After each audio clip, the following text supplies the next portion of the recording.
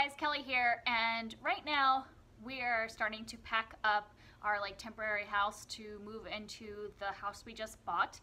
And I found I had been separating out books I was going to get rid of, and then I decided to look through what I had here and figure out what all I was going to unhaul. And it turns out I have a lot of books to get rid of in this move.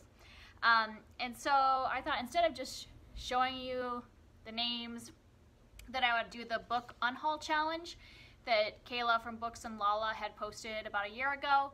So it's kind of more feels like a tag, you know, it has the prompts. But on her, she said to pick one book for each thing.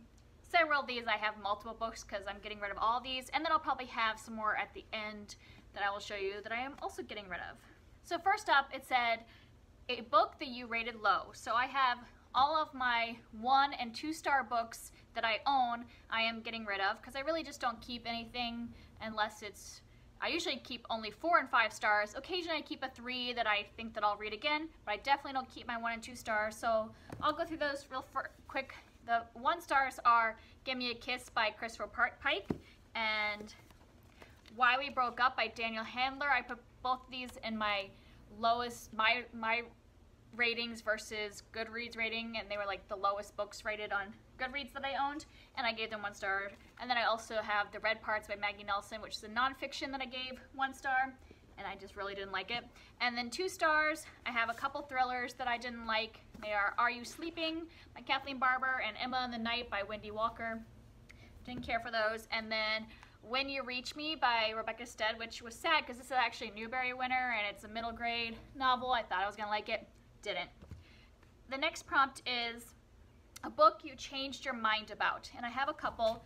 First of all, I have After Alice by Gregory Maguire. I have not read this, but I used to, basically I've changed my mind about the author. I used to like Gregory Maguire's books a long time ago, over 10 years ago. I read a bunch of them. I recently tried to read one of his books, and I'm like, it just doesn't work for me anymore. And I've had a couple times over recent years that I've tried his writing again. It doesn't work, so I'm just not even going to try this one. And then the other one was The Wholesome Baby Food Guide, which is just basically a guide to how to make baby food. And when we had our first daughter, I was really excited about this and started using it for a little while, and then I realized it was all really common sense. It would be cook a sweet potato, now mash it up.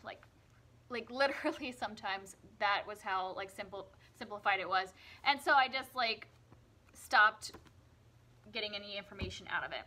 The third prompt is a series that you won't be completing, and actually out of all of these books, only one of them is a series, a series that I've only read a book of and I'm not reading anymore, and that is the Septimus Heap series by Angie Sage. I only read the first one. It just wasn't for me. I'm not going to start I'm not going to continue a 7-book series when I didn't like the first one that much. I gave it 3 stars. It was okay, but not enough to read 6 more books. The next is a book that you DNF'd, and I have 4 books that I own that I have DNF'd.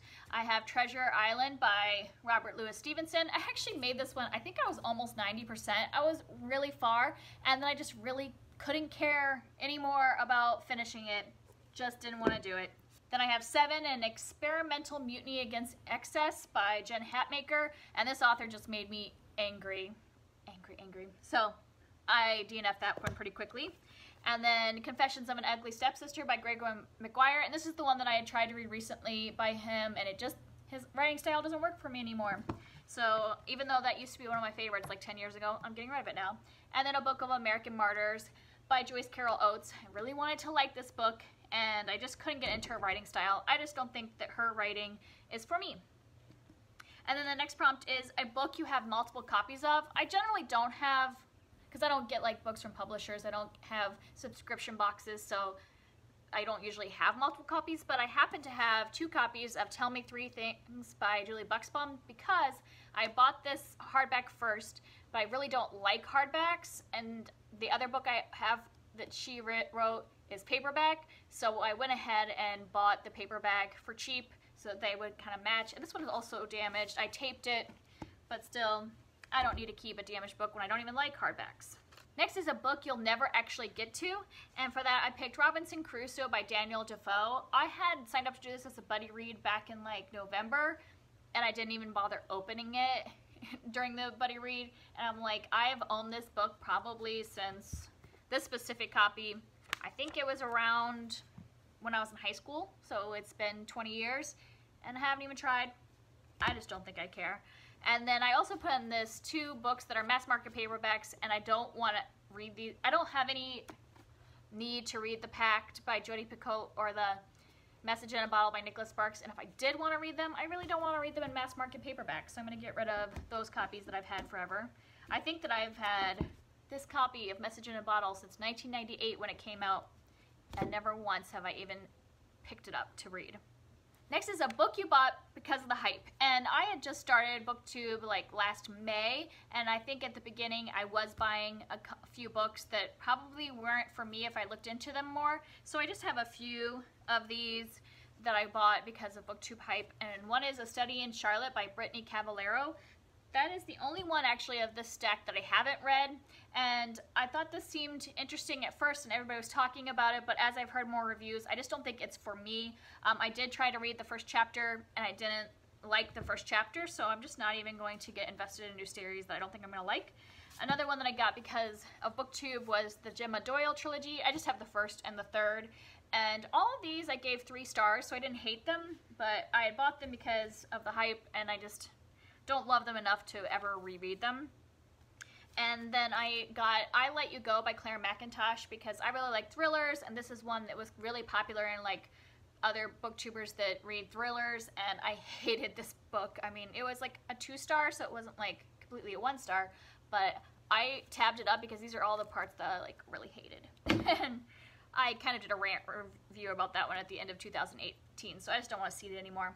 And the last one was Station 11 by Emily St. John Mandel. I don't think this is a bad book. I got it because everybody was talking about it, but I only gave it a 3.5 stars. I didn't hate it, but I didn't love it enough that I will ever read this again, and somebody else will really enjoy this since this was a hyped book.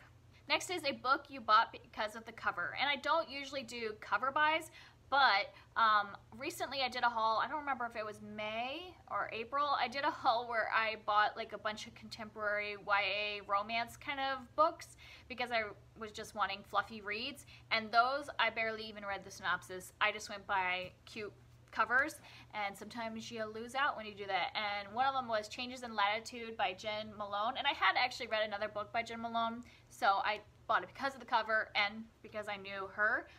And I didn't like this. I think I gave it 2 stars. It just wasn't good. And the other one was Tonight the Streets Are Ours by Layla Sales. And I actually didn't dislike this book. I gave it 4 stars. It's just one I will never read again. And I got it because it looked like a cutesy romance. It is not a romance book, just so you know. So if you look at this cover and think you're going to get a cute fluffy romance, you're not. Next is a book you don't know anything about. Generally, I don't have books that I don't know anything about because normally I've either looked them up on Goodreads before I buy them, or I've gone by the like advice of another booktuber, so I know like at least little parts about it. But the only one I could find in my pile about this was See Me by Nicholas Sparks, and this was given to me by my mom, and by the time she gave it to me I kind of had stopped reading Nicholas Sparks, and if I did want to read his books, I'm sure I can get it from the library, but I don't really want this mass market paperback copy of it, and I don't know what it's about. And the next one is, or this is the last one, is A Book You Didn't Buy. And so actually all 3 of these are the same kind of classics. These were all ones that were, I mean, I may have bought some of these, but I think that probably my parents bought them and they were just in our house when we were in high school. This one specifically, The Invisible Man by H.G. Wells, which I have DNF'd, has my brother's name in it, so I think originally it was probably his book. And then these 2 Dickens books, I haven't read them, and I do want to read them, but I just don't want to read these versions of it. So, and they've been around, obviously, since I was a child, so I don't need them anymore. So that was all the prompts that Kayla put forth for the Unhaul challenge, but I did have a stack of a few more books that I want to get rid of that didn't fit any of those categories. All of these are actually ones that I think I gave like 3 stars, and that's why I'm getting rid of them. They're not books I hate, but they're not books I'm going to read again, but they were fine. There's Ever by Gail Carson Levine. like I said, of her books, this one was my least favorite, and I don't think I will ever read it again. The Chemist by Stephanie Meyer. This was a fun enough read when I read it, but there was a few things I had issues with, so I definitely won't be reading this again. Magnolia by Christy Cook. This was a cute romance, and you know, part of me is like, oh, I should keep it just in case I want to read it again for the cute romance. But I remember when I read it the first time that there was something that happened towards the end of the book that just really bothered me.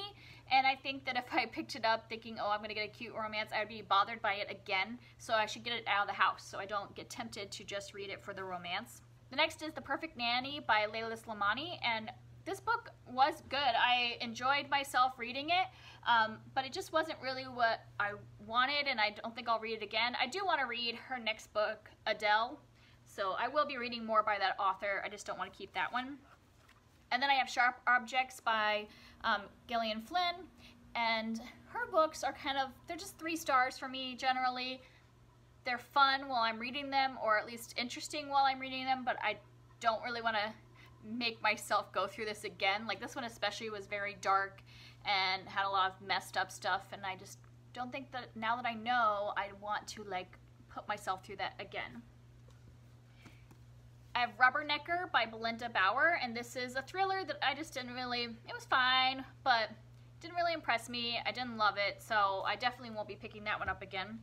And then this is the only one that I rated 4 stars. I did like this, The Passenger by Lisa Lutz. I would recommend this. It was a fun read, but it's one of those that's similar to Ever, where I liked everything about this book until like the very end. I didn't really love the ending, and so I just don't think I would read it again just to once again be disappointed by the ending.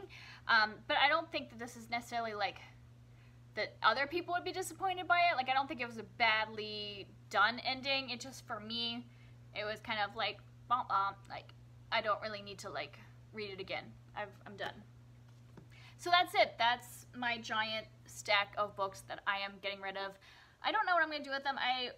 We don't have a half-price books here. I used to have one in Illinois, so I don't know. They might go to the library or to little free libraries or whatever. I'll find some place to put them, but they will not be moving into the new house. I'll see you guys next time. Bye.